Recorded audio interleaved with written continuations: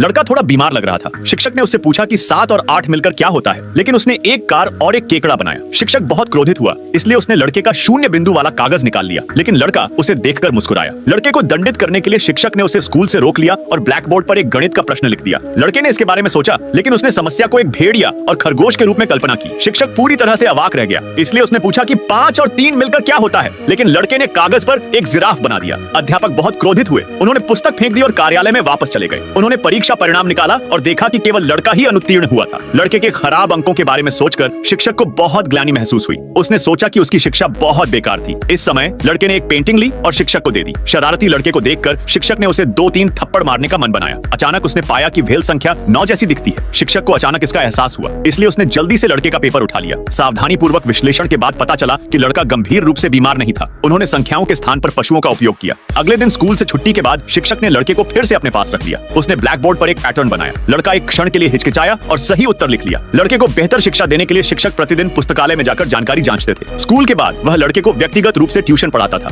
वे संख्याएं लिखने के लिए पत्थरों का प्रयोग करते थे तथा संख्याओं का अनुमान लगाने के लिए चित्रों का प्रयोग करते थे। समय के साथ लड़का अंततः सही उत्तर लिखने में सक्षम हो गया। उनका स्कोर भी 10 अंक से बढ़कर 50 अंक हो गया। लड़के की तीव्र प्रगति देखकर शिक्षक को बहुत गर्व महसूस हुआ। यह दिन स्नातक समारोह का दिन था। अन्य छात्र अपने परिवारों के साथ तस्वीरें ले रहे थे, लेकिन लड़का अकेला था। यह देखकर शिक्षक जल्दी से लड़के के पास गया और उसके साथ फोटो खींच ली।